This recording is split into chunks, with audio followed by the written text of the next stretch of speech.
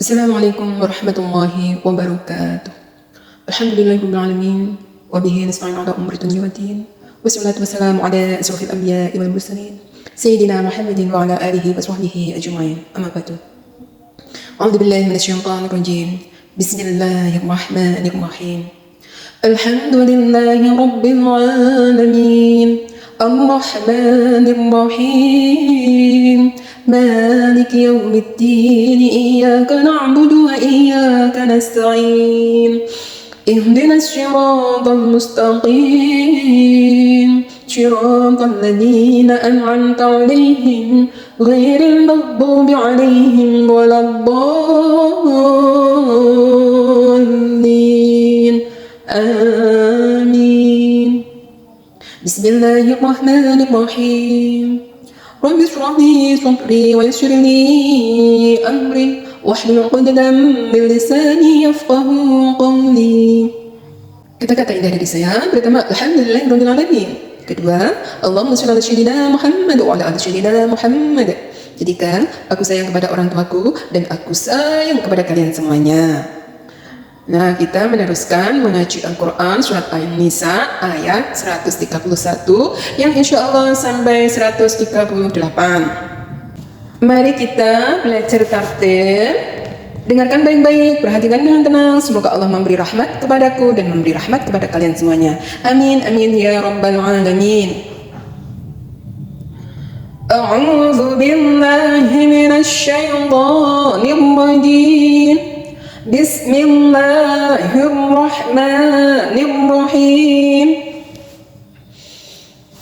Walillahi ma fis samawati wa ma fil ardh. Walaqad wassayna alladhina utul kitaba min qablikum wa iyyakum an ittaqullah. وَإِن تَكْفُرُوا فَإِنَّ لِلَّهِ مَا فِي السَّمَاوَاتِ وَمَا فِي الْأَرْضِ وَكَانَ اللَّهُ غَنِيًّا حَمِيدًا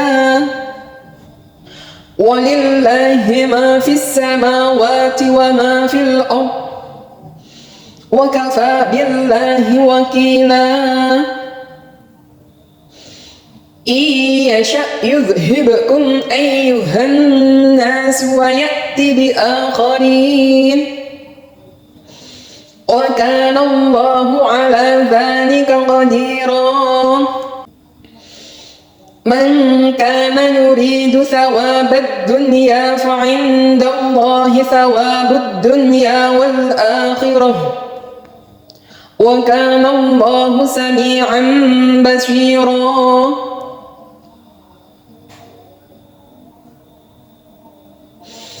يا أيها الذين آمنوا كونوا قوامين بالقسط شهداء لله ولو على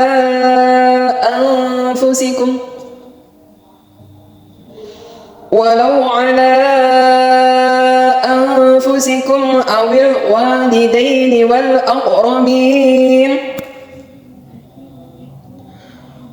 إن يكن غنيا أو فقيرا فالله أولى بهما فلا تتبعوا الهوى أن تعدلوا وإن تلووا أو تعرضوا فإن الله كان بما تعملون خبيرا. يا أيها الذين آمنوا بالله ورسوله والكتاب الذي نزل على رسوله والكتاب الذي أنزل من قبل ومن يكفر بالله وملائكته وكتبه ورسله واليوم الآخر فقد ضل ضلالا بعيدا.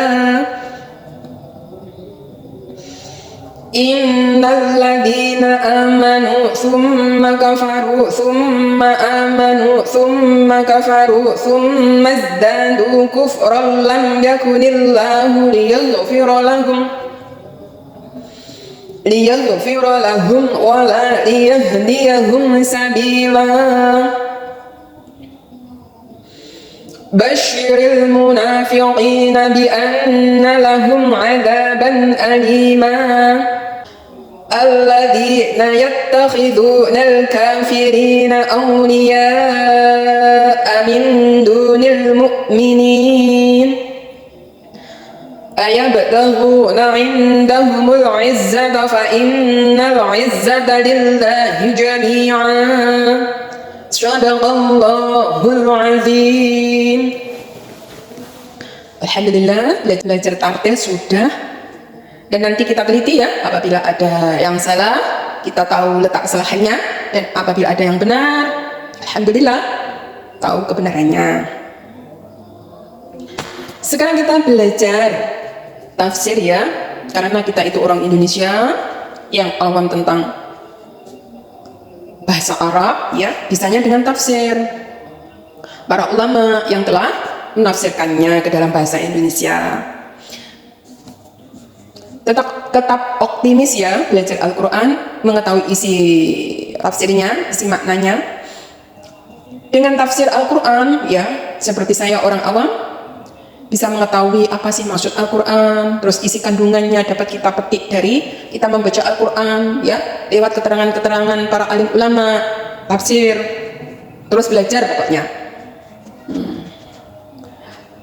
Kita walaupun nggak pintar ya, kalau tetap semangat belajar, ingin tahu ya, tetap optimis ya,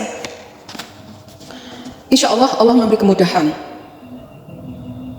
Selain itu kita mendengarkan fatwa-fatwa para ulama. Apabila kita belum paham ya tanya, gitu ya. Jangan pesimis ya. Oh saya itu loh nggak tahu maknanya Al-Quran. Kalau aku hanya membaca tafsir saja, nanti aku takut, nggak bisa paham, nanti salah paham. Jangan. Al-Quran itu mudah untuk dimengerti, ya. Memang Allah itu membuat manusia itu bermacam-macam, beraneka ragam. Orang yang terjun di dunia pendidikan Al-Quran, tafsir Al-Quran, mereka jenius, bisa menafsirkan Al-Quran, makna Al-Quran, bahasa Arab langsung bisa mengartikan ke dalam bahasa Indonesia. Tetapi ya, bukan semuanya orang itu seperti mereka. Ada terjun di dunia pendidikan umum, menjadi pilot pesawat terbang, ya.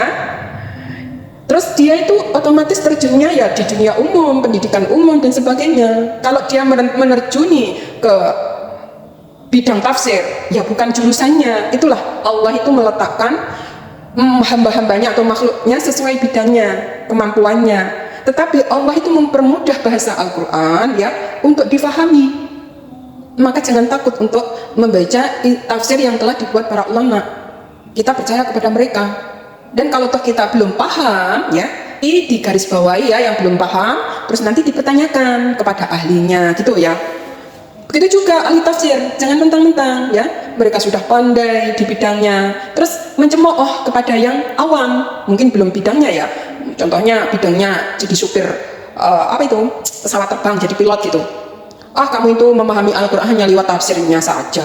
Kamu nggak tahu apa itu isu kandungannya, apa itu arti sebenarnya dari makna lafaz Al-Quran. Kalau ada orang yang berbicara seperti itu, coba ahli tafsir itu, bisa nggak kamu jadi pilot?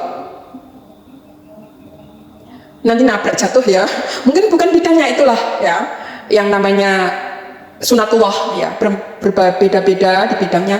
Tetapi insya Allah ya, kalau kita itu tetap ingin belajar, walaupun kita nggak hafal Al-Quran, kita nggak mengerti bahasa Al-Quran, dengan membaca tafsirnya kita paham, menjadikan kita iman kepada Allah ya, terus menjadi orang yang bertakwa. Insya Allah apapun profesi kamu, yang penting itu profesi halal untuk kemaslahatan umat ya, insya Allah dapat pahala dari Allah.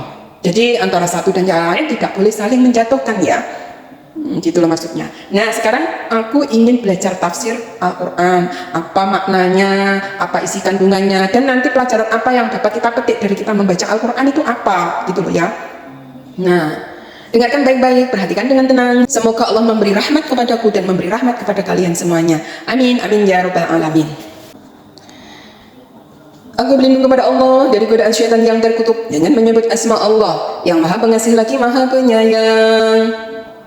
Ayat 131. Dan kepunyaan Allah lah apa yang di langit dan yang di bumi, dan sungguh kami telah memerintahkan kepada orang-orang yang diberi kitab sebelum kamu dan juga kepada kamu, bertakwalah kepada Allah.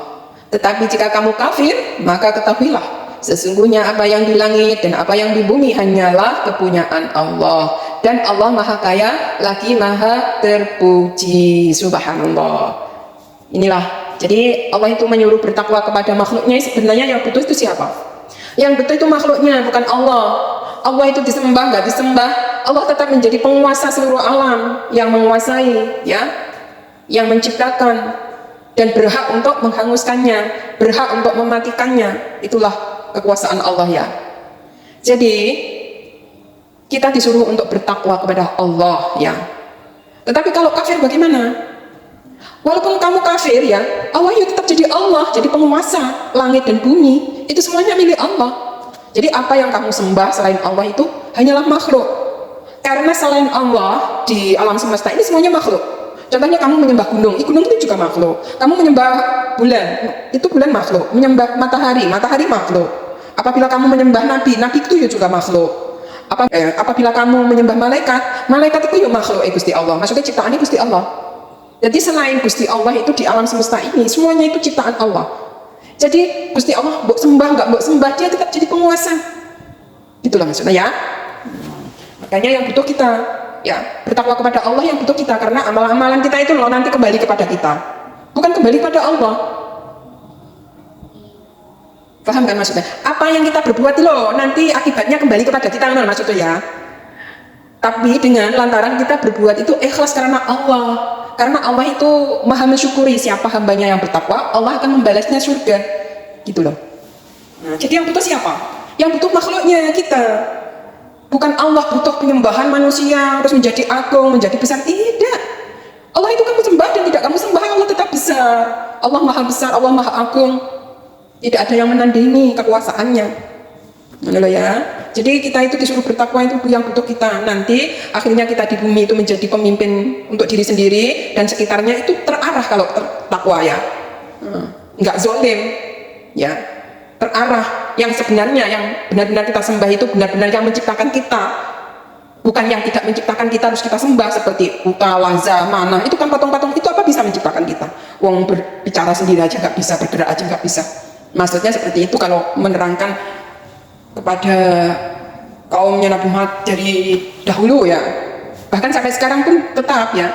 Apabila kita menyembah manusia, manusia itu makhluk Gusti Allah, mana ya? Sudah paham kan? Nah, sekarang ayat 32, dan kepunyaan Allah lah apa yang di langit dan apa yang di bumi. Cukuplah Allah sebagai pemelihara. Jadi yang memelihara semuanya di seluruh alam itu Allah. Sudah ditetapkan, direncanakan sejak zaman azali. Nah, jadi semuanya itu pemeliharaan Allah. Allah sudah mengaturnya, Allah sudah memeliharanya. Menurut ya. Manusia tidak bisa apa-apa. Bahkan saya ini bisa bicara itu karena Allah memberi kekuatan untuk berbicara. Kalau Allah itu sudah nggak memberi nyawa saya, ya, saya tidak bisa membaca Al-Quran, menerangkan apa maksudnya, ya, nggak bisa maksudnya gitu loh. Jika Allah menghendaki saya, dia musnahkan kamu wahai manusia, dan dia datangkan umat yang lain sebagai penggantimu, dan adalah Allah maha kuasa berbuat demikian. Nah, jadi Allah maha berkuasa, maha berkehendak. Allah memusnahkan, ya, Allah mematikan manusia, Allah itu memberi umur panjang kepada manusia, itu kehendak Gusti Allah. Dan akibat yang baik itu orang-orang bertakwa. Sebab orang bertakwa itu umurnya pendek ya, dia masuk surga. Umurnya panjang, dia masuk surga dengan syarat bertakwa, tidak kafir. Buat apa ya umur 1000 tahun tapi kafir? Itu kan hanya menambah dosa. Tempatnya akhirnya ke neraka. Nauzubillah min dzalik. Jadi akibat yang baik di dunia ini adalah orang bertakwa. Orang bertakwa itu umurnya pendek dia masuk surga, umurnya panjang dia masuk surga. Penak no ya, ini dunia usahanya nggak begitu suwi ya, ibadahnya ora suwi, tapi surganya sama. Akhir husnul khotimah, akhir yang baik kok, karena bertakwa toh. Makanya kalau bertobat jangan menunda-nunda ya. Kalau bertobat itu ya segera tobat ya. Terus kalau dia itu ingin Islam jangan juga ditunda-tunda.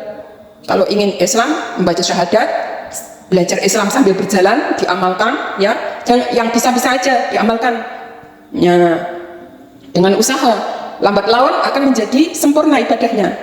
Nah, itu namanya tidak menunda-nunda, apa itu, masuk Islam. Wong ingin selamat kok ditunda-tunda. Ya lek nyawane ndang segera cabut, bagaimana? Hukum Islam tapi ditunda, terus dicabut nyawanya. Akhir yang buruk toh. Malian jadi su'ul khotimah ya. Jadi Gusti Allah itu apabila dunia ini isinya wong welek kabeh, mudah bagi Allah untuk memusnahkan terus mengganti makhluk yang lain yang lebih baik. Itu contohnya seperti siapa? Sodom itu ditenggelamkan oleh Allah. Sebab apa? Akan diganti umat yang lain yang lebih baik. Nah gitu. Siapa lagi? Umatnya Nabi Nuh.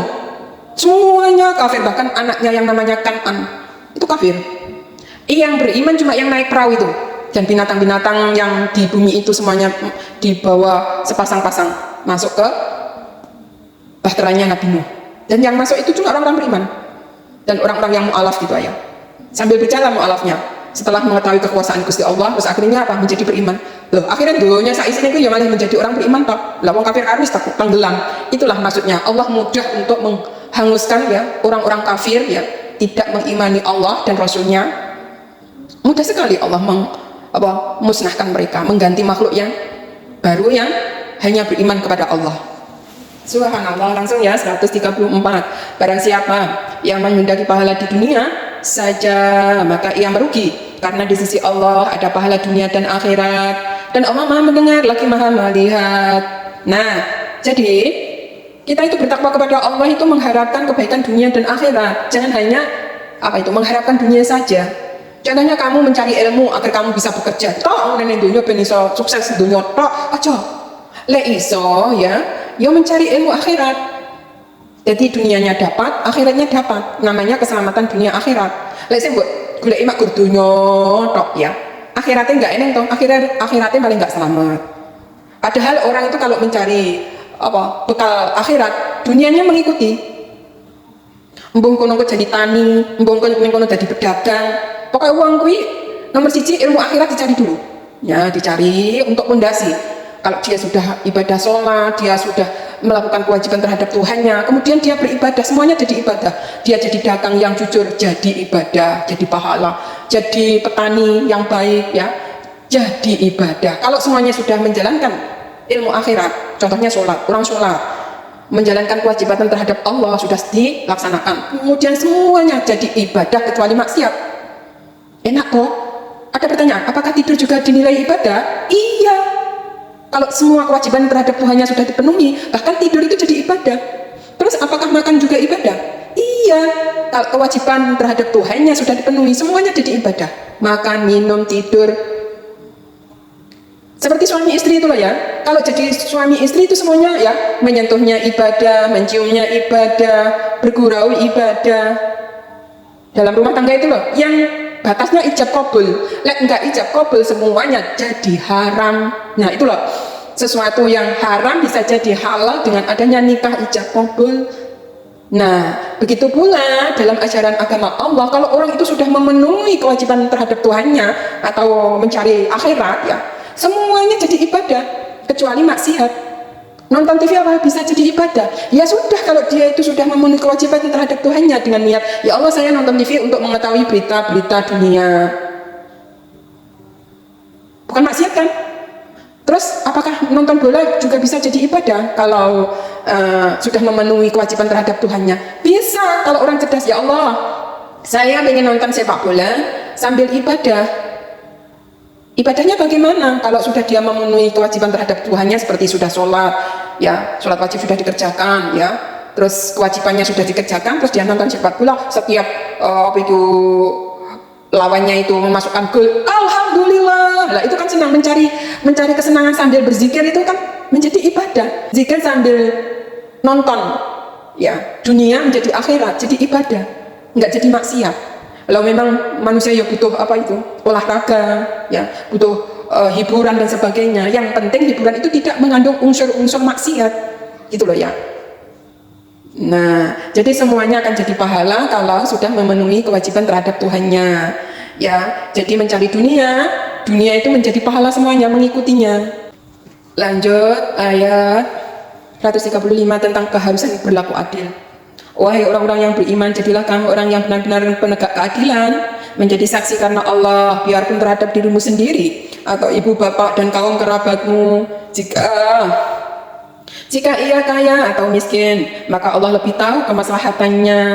Maka janganlah kamu mengikuti hawa nafsu karena ingin menyimpang dari kebenaran.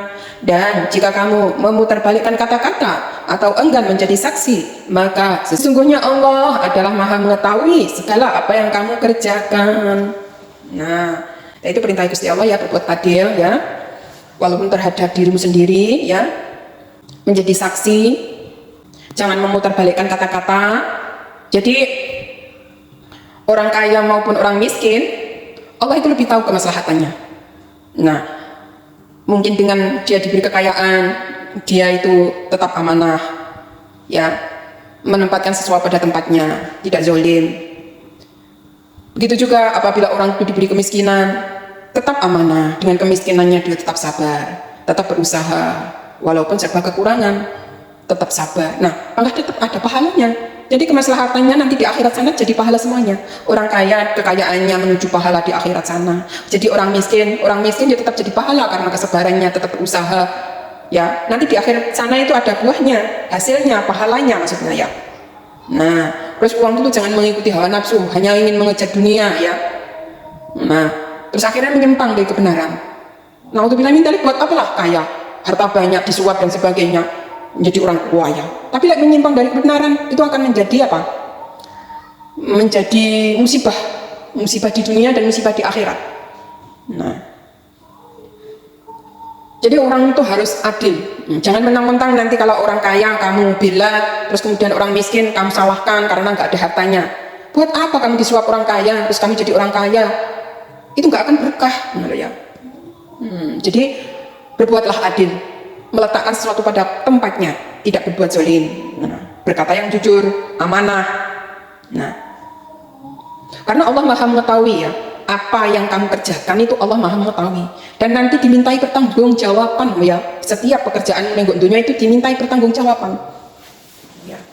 Jangan hanya mengejar dunianya dapat, terus akhirnya memutarbalikkan fakta. Na'udzubillah min dzalik. Jadi musibah nanti di akhirat, masuk neraka. Sekarang 136, wahai orang-orang yang beriman, tetaplah beriman kepada Allah dan Rasulnya, dan kepada kitab yang Allah turunkan kepada Rasulnya, serta kitab yang Allah turunkan sebelumnya. Barang siapa yang kafir kepada Allah, malaikat-malaikatnya, kitab-kitabnya, rasul-rasulnya, dan hari kemudian, maka sesungguhnya orang itu telah sesat sejauh-jauhnya. Nah, ini tak terangis satu persatu ya, biar enggak gagal paham. Wong sing beriman ya, tetap dalam keimanannya kepada Allah dan Rasulnya ya, itu harus mengimani Allah dan Rasulnya, itu harus. Nah, terus ada pertanyaan begini, kalau kita itu umatnya Nabi Muhammad, apa kita percaya mengikuti ajaran Nabi sebelumnya? Terus apa kita boleh mengikuti kitab-kitab mereka seperti Taurat, terus Zabur, Injil, apa boleh? Sekarang itu ya, umat Nabi Muhammad itu kitabnya Al-Quran, dan Al-Quran itu penyempurna, di dalamnya menerangkan Taurat, di dalamnya menerangkan Zabur, di dalamnya menerangkan Injil.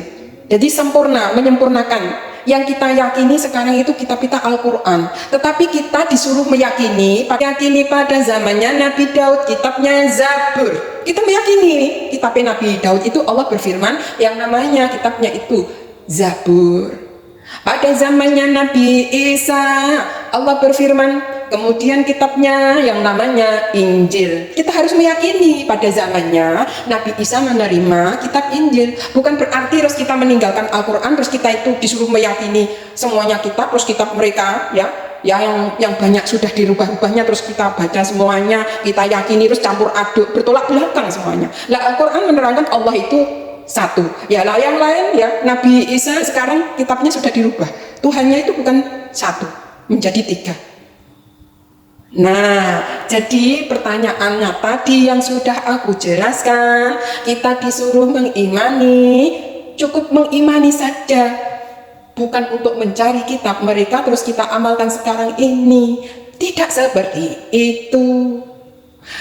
Yang seharusnya sebagai umatnya Nabi Muhammad, ya Al-Quran itu saja yang digali, yang dipelajari, yang kita baca, yang masih kemurniannya terjaga sampai sekarang ini. Gitu loh wahai umat Islam. Saya itu menyampaikan khusus untuk umat Islam ya, khususnya untuk anak-anakku ya. Jadi jangan sampai gagal paham ya. Kita meyakini sekarang ini ya, yang kita yakini kitab ini ya, yang benar cuma Al-Quran. Tapi Allah menyuruh ya meyakini pada zamannya Nabi Musa, kitabnya Taurat itu kudu mengimani ya. Walaupun kitab Taurat itu sekarang sudah banyak dirubah. Terus ada pertanyaan, sekarang itu kan Rasulnya Nabi Muhammad, Nabi akhir zaman sampai hari kiamat. Terus apabila kita mengikuti ajarannya Nabi Daud, mana apa boleh? Terus nggak mengimani Nabi Muhammad? Tidak boleh, karena Nabi akhir zaman yang diterangkan dalam kitab sebelumnya disuruh mengimani. Jadi sekarang cukup Nabi Muhammad yang diimani kitabnya.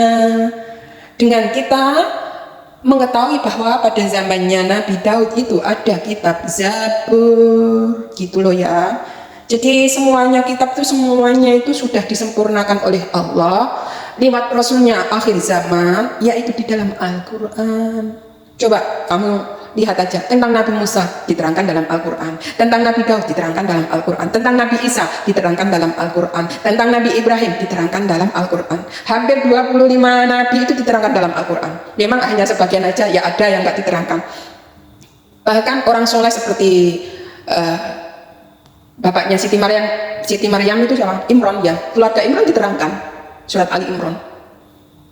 Itu orang soleh bukan nabi, diterangkan dalam Al-Quran. Jadi Al-Quran ini penyempurna para nabi dan rasul.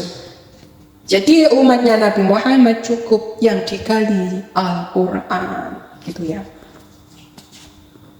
Lah di sini disuruh untuk mengimani kitab yang Allah turunkan kepada rasulnya serta kitab yang telah diturunkan sebelumnya. Lah disuruh mengimani, ya itulah yang dimaksud ya Allah. Disuruh mengimani, cukup mengimani saja, tidak menggali kitabnya.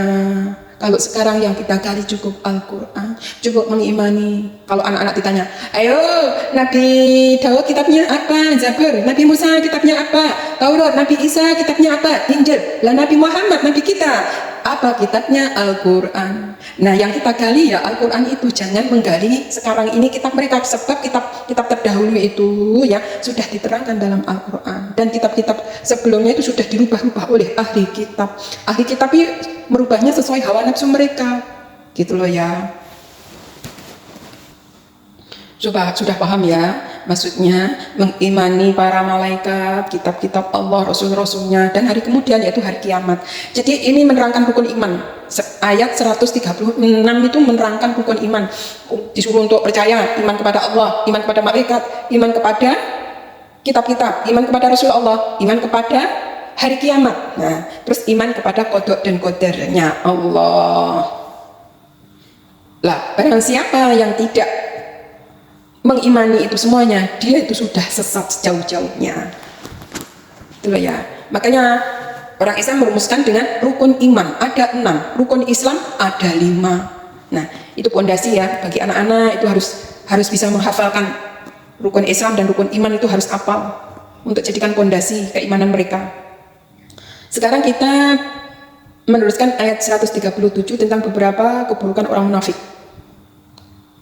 Sesungguhnya orang-orang yang beriman kemudian kafir kemudian beriman pula, kemudian kafir lagi, kemudian bertambah kekafirannya, maka sekali-kali Allah tidak akan memberi ampunan pada mereka dan tidak pula menunjuki mereka kepada jalan yang lurus. Nah, jadi yang diterima itu berarti orang yang taubatan nasuha ya. Taubatan nasuha itu bertobat sampai akhir hayatnya. Nah, akhirnya husnul khotimah toh? Enggak. Terus dia bertobat, kafir lagi, bertobat, kafir lagi sampai akhir hayatnya kafir. Nah, itu namanya su'ul khotimah, akhir yang buruk. Gitu loh ya. Tetapi kalau orang itu memang ya ada masalah-masalah ya, orang itu beriman, kemudian kafir, kemudian beriman, kemudian kafir. Terus akhirnya itu sudah tua beriman lagi. Dengan apa itu? Menambah ilmunya, semakin paham. Ya mungkin dia itu ya menjelajahi agama lah ya, mencari agama mana yang benar. Terus akhirnya setelah dibeda-bedakan ternyata yang rasanya penuh dengan hikmah itu Islam. Terus akhirnya dia memeluk Islam sampai akhir hayatnya, sampai meninggal tetap Islam. Nah, itu namanya husnul khotimah. Tapi jangan menunggu tua ya bertobat itu, karena usia itu siapa yang tahu? Tak ada yang tahu. Berkali-kali itu kafir bertobat, terus akhirnya cuma tinggi permainan. Agama itu untuk permainan, untuk mencari dunia ternyata. Nah, orang-orang itu nggak akan mendapat ampunan oleh Allah karena dia mempermainkan agama, nggak sungguh-sungguh lah loh ya. Engko lek awar wong kafir, dia ya kafir karena dia mendapatkan dunia ya. Terus seumpama bersama orang Islam, yuk jadi Islam karena ingin mendapatkan dunia. Nah, jadi orang-orang itu yang namanya munafik, nggak berpendirian. Kecuali taubatan nasuha, taubat yang sesungguhnya, terus nggak mengulangi lagi kesalahannya sampai akhir hayatnya kuwi ditompo karo Gusti Allah tobaté. 138. Kabarkanlah kepada orang-orang munafik bahwa mereka akan mendapat siksa yang pedih. Kon ngabarne loh. Jadi wong munafik ya, wong munafik iki kadang wong ngaku Islam tapi nggak suka dengan Islam itu sendiri, itu munafik itu. Itu justru nanti mendapat siksa yang pedih. Contohnya dia itu mengaji, tapi nggak gelem ngamalnya, nggak gelem sholat, malah mendem-mendem, koplo dan sebagainya, meninggalkan sholatnya, meninggalkan kebaikan-kebaikan, malah mengerjakan kejahatan kecil-kecil. Nah, itu orang munafik. Ya, ibaratnya uang itu lebih berbahaya orang berilmu, tapi nggak mengamalkan ilmunya, maka nanti dimintai pertanggungjawaban oleh Allahnya, kok ilmu murah mbok amal nih. Kalau sudah diberi berita tentang ilmu, kenapa nggak kamu amalkan? Nah, nanti masuknya neraka. Beda dengan orang yang benar-benar tidak mendengarkan Islam, tidak tahu Islam.